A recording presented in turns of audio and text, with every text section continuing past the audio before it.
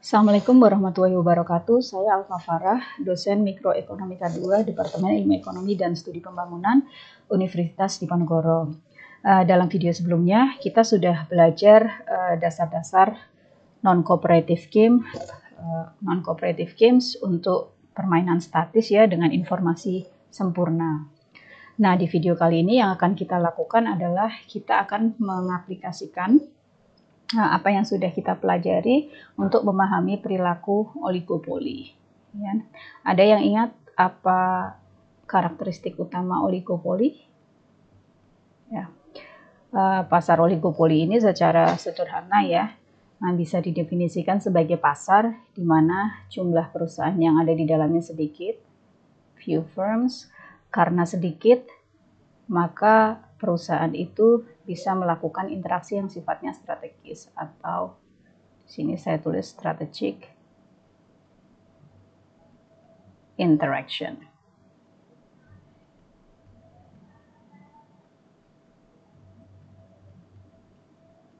Sebenarnya ini adalah karakteristik utama. Nah, lalu apa yang dimaksud dengan interaksi strategis ya? Kata kuncinya tadi strategis. Nah, dalam sebuah permainan yang strategis, maka satu tindakan satu lawan itu ditentukan oleh lawan yang lain. Nah, dalam konteks oligopoli berarti setiap perusahaan dalam menetapkan strategi di pasar, perusahaan oligopoli akan selalu mempertimbangkan apa yang dilakukan oleh perusahaan lain. Nah, misalnya dalam menetapkan harga, satu perusahaan akan melihat harga yang sudah ditetapkan oleh perusahaan lain. Jadi di sini ada yang namanya ketergantungan atau interdependence.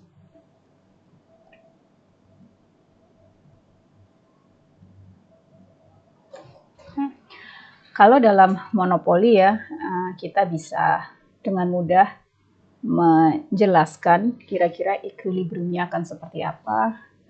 Ada yang ingat kalau dalam monopoli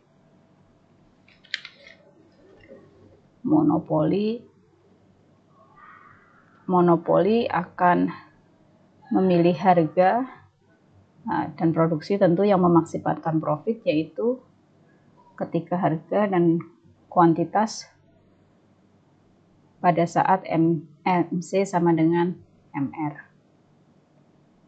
Sementara untuk pasar persaingan sempurna, kompetitif, pasar yang beroperasi di pasar yang bersaing secara sempurna, maka perusahaan akan memaksimalkan keuntungan pada saat P sama dengan marginal cost. Nah, kalau pasarnya oligopoli gitu, maka agak susah karena perilaku perusahaan sangat tergantung pada strategi kompetitornya, lawan mainnya. Misalnya, seberapa kompetitif atau agresif lawan mainnya, seberapa sering atau intensif interaksinya, dan lain sebagainya. Nanti equilibriumnya akan berbeda-beda. Nah, kita akan lihat dulu ya secara garis besar kalau misalnya perbedaan antara monopoli dan juga pasar monopoli kompetitif dan pasar oligopoli dengan grafik sederhana berikut.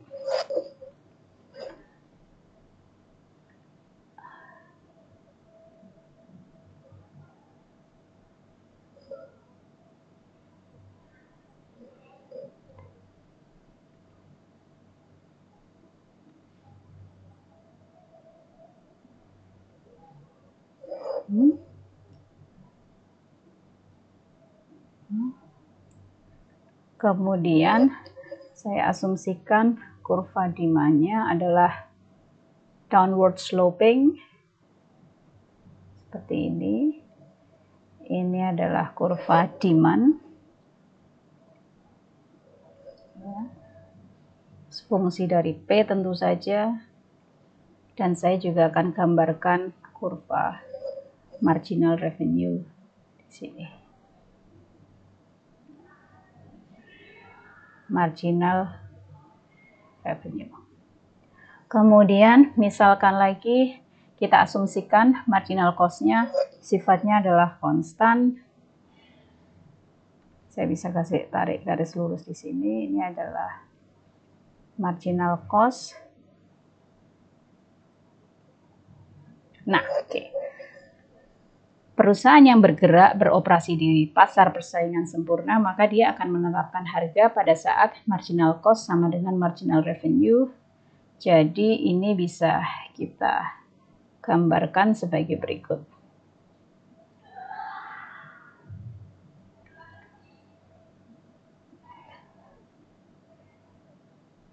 Oh, harusnya warnanya beda. Mungkin kita kasih warna merah di sini.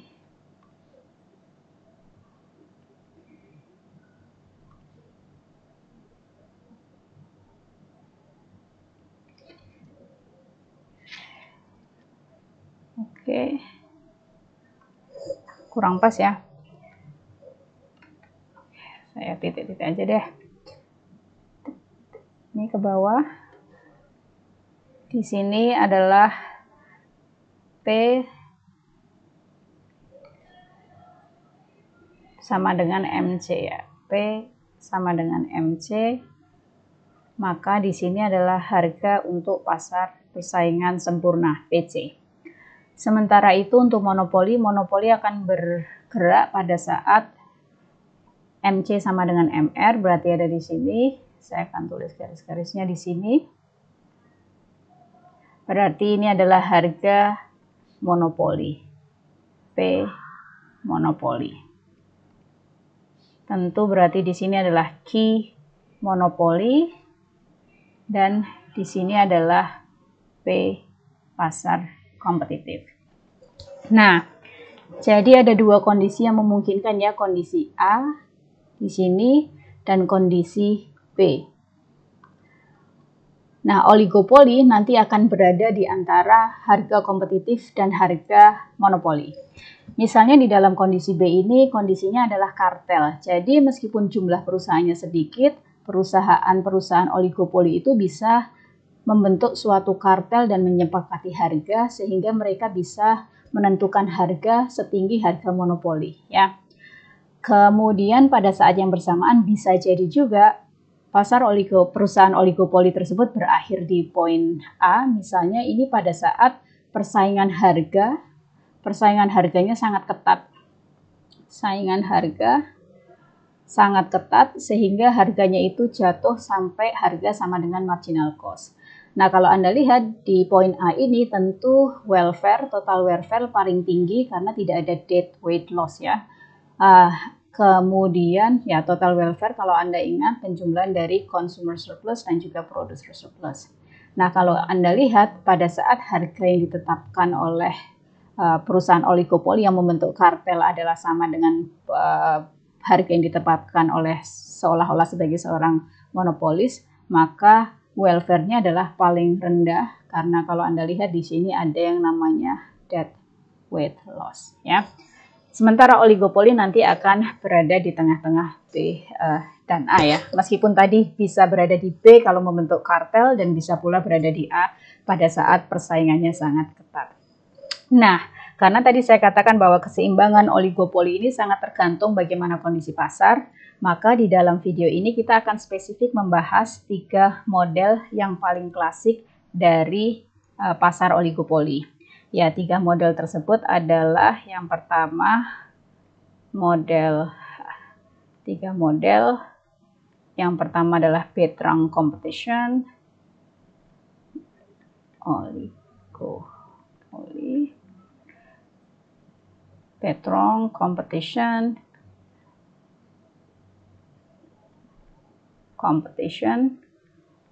kemudian yang kedua adalah Cournot competition,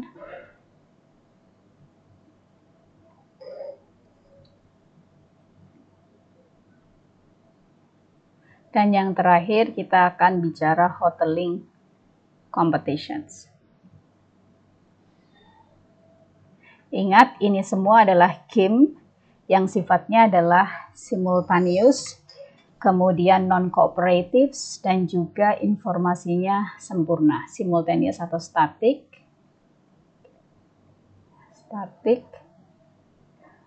non-cooperative, dan perfect informations. video kali ini akan konsentrasi pada pasar Petrong ya. Jadi kita Nah, kita asumsikan setup dari persaingan Petron adalah sebagai berikut ya. Setup Petrong competitions. Petrong ini kadang-kadang disebut juga sebagai price setting competitions gitu ya. Kita asumsikan ada dua perusahaan. Dan geser aja langsung. Ada dua perusahaan di dalam pasar. Perusahaan 1 dan perusahaan 2. Kemudian perusahaan ini menghadapi fungsi permintaan pasar yang sifatnya adalah downward sloping demand. Bisa saya tuliskan Q sama dengan fungsi dari P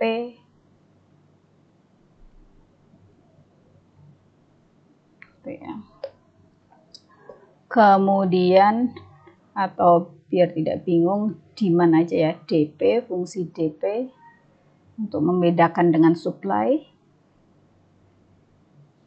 DP. Kemudian kedua perusahaan memproduksi barang homogen,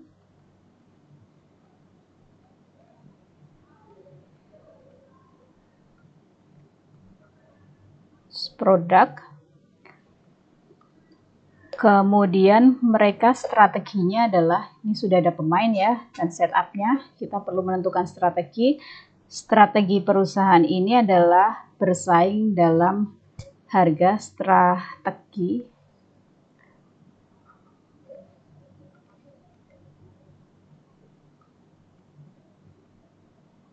Strateginya adalah bersaing dalam harga,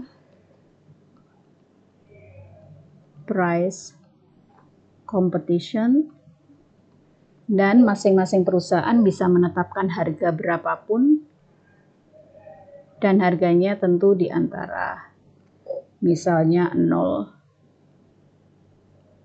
asumsikan sampai 1 ya. Nah, generalisasi seperti ini sampai 1.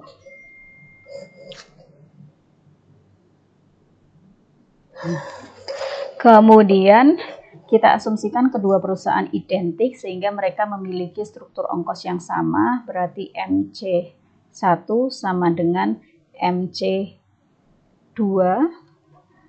Kemudian kita asumsikan bahwa perusahaan dengan harga terendah akan mengambil semua pasar.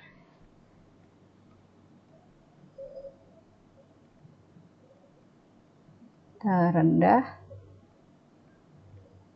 akan kuasai pasar. Sehingga kita bisa tuliskan payoff-nya seperti ini ya. Payoff perusahaan itu apa? Tentu payoff perusahaan adalah profitnya, dan karena ini kita ngomong strategic interactions, maka profit perusahaan tergantung pada strategi perusahaan lain juga. Saya bisa tuliskan P kecil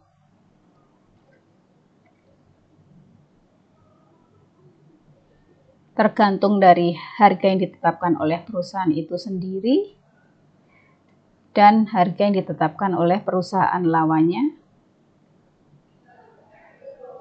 Dan ini ada 3 kemungkinan. Yang pertama adalah profitnya adalah profit pasar. Berarti perusahaan bisa mendapatkan, Anda tahu profit adalah total revenue dikurangi total cost ya.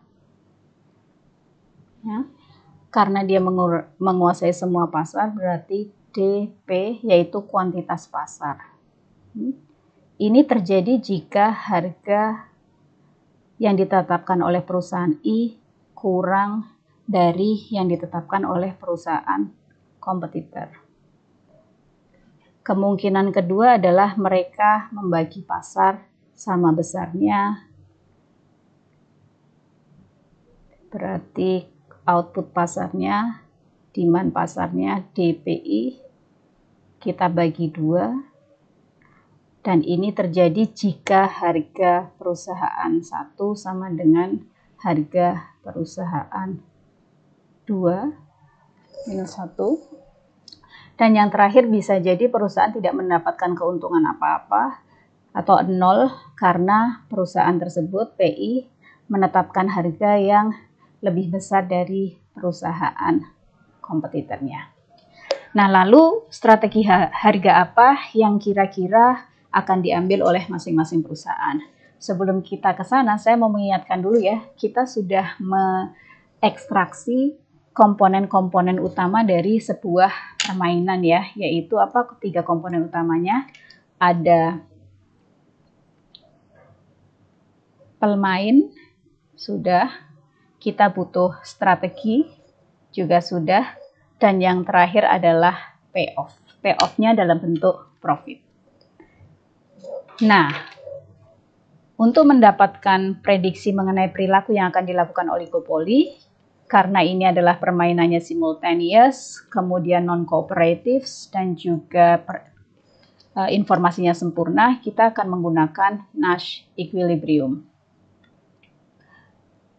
Anda bisa mengingat-ingat kembali apa definisi Nash equilibrium ya. Dengan konsep Nash equilibrium, strategi yang diambil oleh perusahaan adalah strategi terbaik untuk merespon apapun strategi yang dipilih oleh lawan ya. Atau dalam hal ini, kalau Anda ingin definisinya, maka US bintang, ini I,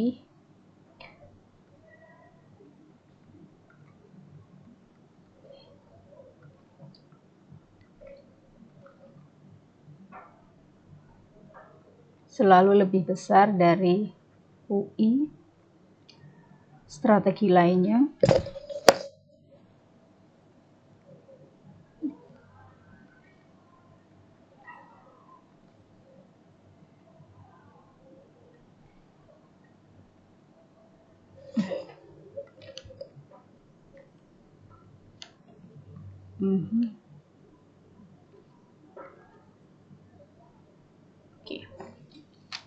Nah, dalam video sebelumnya kita sudah membahas ini. Nah, ya, dalam video sebelumnya kita bisa menemukan Nash equilibrium dalam strategi yang diskrit yang biasanya ditampilkan dalam bentuk normal form, yaitu dengan melihat tabel payoff dan menemukan respon terbaik ya. Cara menemukannya itu yang sudah kita pelajari adalah tabel payoff. Karena payoff-nya bentuknya diskrit, kemudian kita menemukan best response, ya. Kemudian menemukan Nash equilibrium. Yang kedua yang bisa kita lakukan kalau payoff-nya bentuknya adalah continuous, seperti dalam contoh Tragedy of the Common, yang kita lakukan adalah dengan melakukan derivasi. Nah, untuk model Betron ini, kita menggunakan teknik yang lain, yaitu dengan menggunakan penalaran logis atau logical reasoning, ya, penalaran logis. Jadi kita tidak perlu membuat tabel payoff, karena tidak mungkin juga, karena profitnya sifatnya adalah continuous, dan kita tidak perlu juga melakukan derivasi. Nah, yang kita ketahui pertama ya, dalam setup Betron tadi, saya akan kembali ke dalam setupnya di sini. Perusahaan bersaing dalam harga, dan siapapun yang menetapkan harga lebih tinggi dari kompetitornya akan kehilangan pasar dan mendapatkan profit 0. Dengan begitu, setiap perusahaan akan selalu berusaha menetapkan harga di bawah harga kompetitornya. Dan ini akan berlangsung terus-menerus ya, saling memotong harga akan berlangsung terus-menerus sampai harga sama dengan marginal cost. Di level harga sama dengan marginal cost, tidak akan ada perusahaan yang menurunkan harga lagi. Kenapa? Karena tidak akan ada perusahaan yang mau menjual harga di bawah marginal cost. Nah, dari logical reasoning ini, penalaran logis ini, berarti kita bisa menyimpulkan bahwa Nash equilibrium dalam Betron adalah P1 sama dengan P2 sama dengan marginal cost. Nash equilibrium pas jumlah perusahaan 2 ya, P1 sama dengan P2 bintang sama dengan marginal cost. Nah, oleh karena itu dalam keseimbangan profit perusahaan sama dengan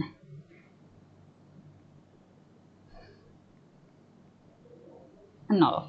Nah di sini kita sebut bahwa P1 sama dengan P2 sama dengan marginal cost adalah Nash equilibrium karena strategi ini adalah strategi terbaik di mana tidak satupun perusahaan akan deviasi atau merubah perilakunya. Jadi kalau kita mau menunjukkan Nash equilibrium, tunjukkan bahwa tidak ada insentif bagi setiap pemain untuk deviasi. Kenapa? Ingat, ini strategi terbaik yang memberikan payoff yang paling tinggi atau maksimum. Jika masih ada kemungkinan deviasi, berarti itu bukan Nash equilibrium, ya. Nah, kemudian saya akan ilustrasikan Nash equilibrium ini dalam bentuk gambar, ya.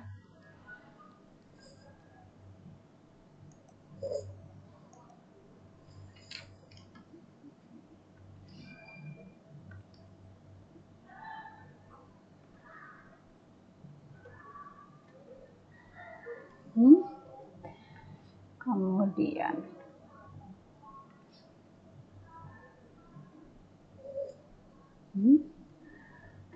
di bagian x-axis adalah harga untuk perusahaan 1, P1, berarti ini apa? Best respon perusahaan 1 terhadap strategi perusahaan 2. Di sumbu Y adalah harga untuk perusahaan 2 yang berarti adalah respon perusahaan 2 terhadap strategi yang dipilih oleh perusahaan 1, dalam hal ini adalah harga. Kemudian saya akan gambarkan marginal cost-nya terlebih dahulu. Saya asumsikan ada di sini.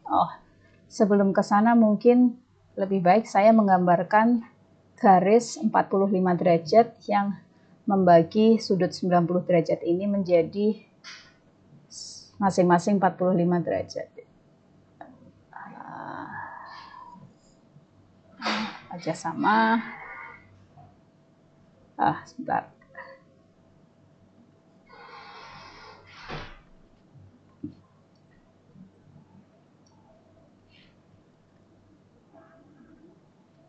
Ini adalah 45 derajat ya, anggapnya. 45 derajat, 45 derajat.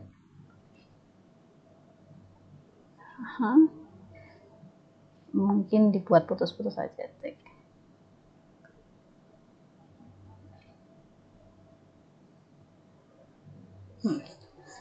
Kemudian tadi marginal cost-nya misal ada di titik ini, marginal cost, saya bisa tarik garis yang menunjukkan bahwa itu adalah marginal cost.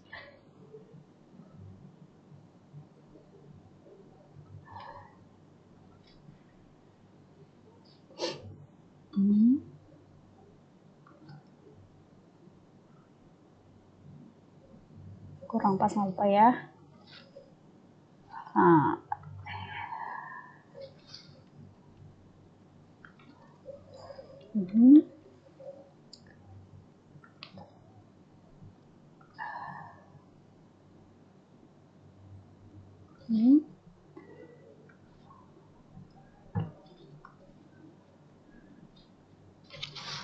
Maaf.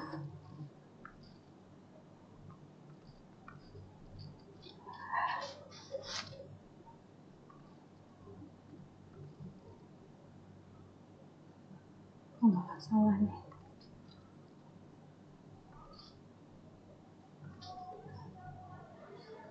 Anggap aja sama ya, bertemu. Ini adalah marginal cost-nya. Sama karena struktur perusahaannya sama. Marginal cost tadi kita sebutkan sebagai C,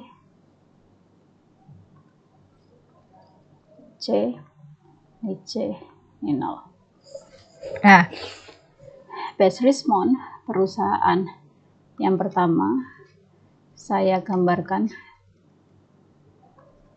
di warna merah. Nah tadi ya,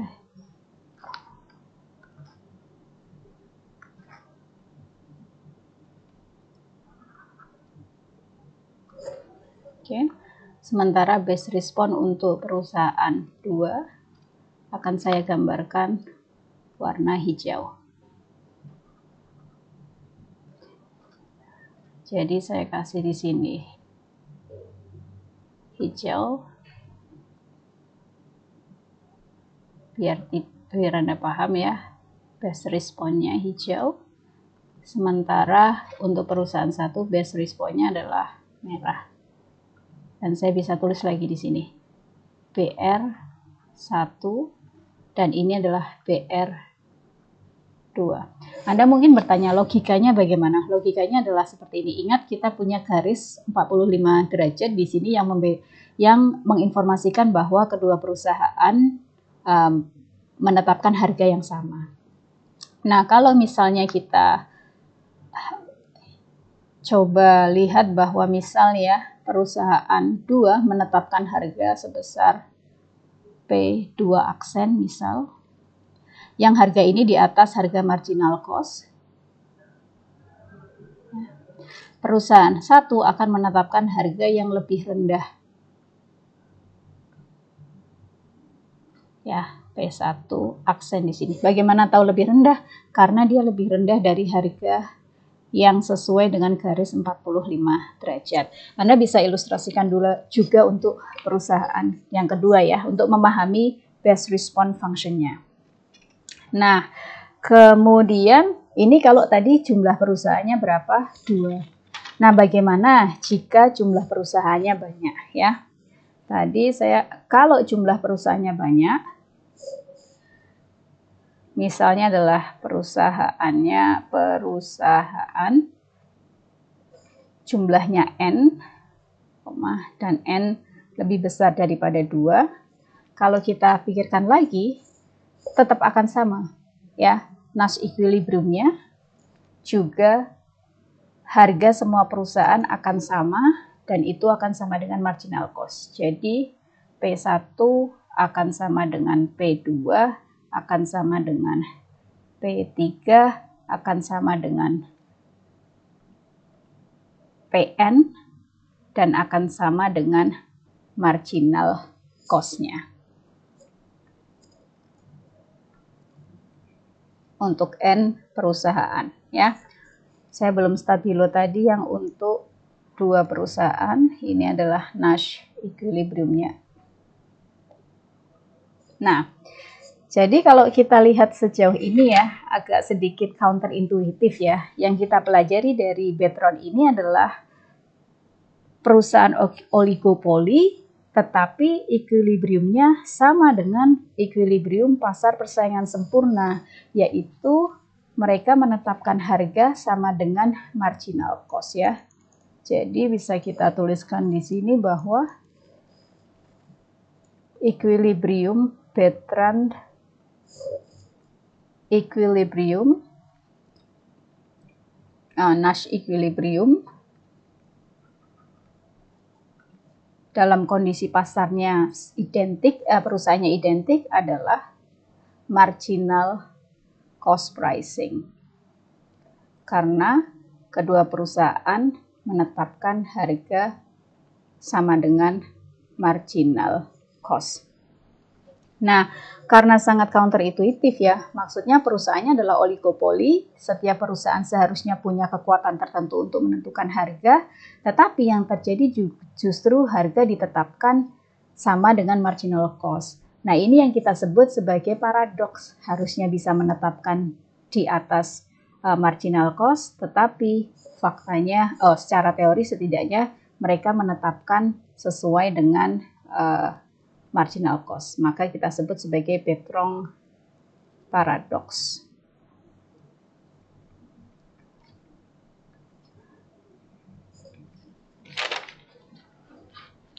Nah, tadi alasannya kenapa bisa terjadi Betron paradox ya tadi karena setup-nya adalah perusahaan identik, mereka menjual barang yang sifatnya homogen. Nah, kalau dipikir-pikir dalam kenyataannya rasanya agak mustahil bahwa perusahaan menetapkan harga sama dengan marginal cost ya di dalam pasar oligopoli. Sampai titik tertentu pasti perusahaan akan menetapkan harga di atas marginal cost. Nah, apa sih yang bisa menyebabkan bahwa paradoks ini tidak terjadi di dunia nyata gitu ya? Tidak terjadi di dunia nyata, yang ada 3 alasan ya. Alasan tidak terjadi paradoks. Alasan pertama adalah karena adanya product differentiations.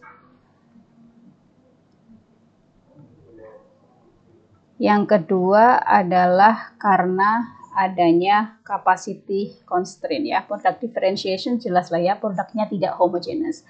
Capacity constraint kalau dalam diskusi mengenai Petron tadi, bahwa ketika harga sebuah perusahaan itu lebih rendah dari perusahaan lain, maka dia akan menguasai pasar. Berarti ada lonjakan demand. Nah, tidak semua perusahaan itu bisa menjawab lonjakan demand tersebut. Yang terakhir, alasannya bisa jadi karena adanya dynamic interactions, seperti misalnya perusahaan di dalam pasar oligopoli ini menciptakan kartel.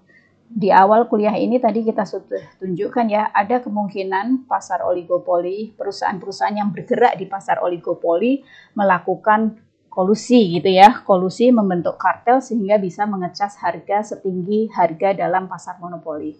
Nah, oleh karena itu, karena ini akan merugikan konsumen ya dengan harga yang lebih tinggi, itulah kenapa negara-negara itu selalu punya undang-undang antitrust ya, undang-undang anti monopoli. Salah satunya itu untuk menghindari terjadinya pembentukan kartel dan kolusi antar perusahaan oligopoli yang pada akhirnya akan merugikan konsumen. Nah, jadi kita sudah lihat ya, kita akan recap sedikit apa yang sudah kita pelajari di dalam model ini. Yang pertama, kita membandingkan antara pasar persaingan sempurna, pasar monopoli, dan pasar oligopoli dalam grafik dengan asumsi marginal cost-nya tetap. Kemudian setelah itu, kita memperkenalkan ada 3 model dasar dari oligopoli, yaitu Bertrand, Cournot, dan Hotelling. Dalam video ini secara spesifik kita membahas model Bertrand yang paling dasar, di mana perusahaan itu bersifat identik, dan kemudian kita mendapatkan Nash equilibriumnya adalah harga perusahaan sama dengan marginal cost. Untuk 2 perusahaan maupun untuk banyak perusahaan, itu Nash equilibriumnya masih tetap sama. Karena perusahaan perusahaan yang berkompetisi dalam harga di dalam oligopoli seharusnya memiliki kekuatan tertentu untuk menentukan harga, tetapi Nash equilibriumnya menunjukkan harga sama dengan marginal cost pricing, harga sama dengan marginal cost, maka ini ada yang disebut sebagai Bertrand paradox. Nah, paradoks ini tapi jarang sekali terjadi ditemui di dunia. Oke, terima kasih sudah menonton video kali ini. Kita akan lanjutkan materinya di video-video berikutnya. Wassalamualaikum warahmatullahi wabarakatuh.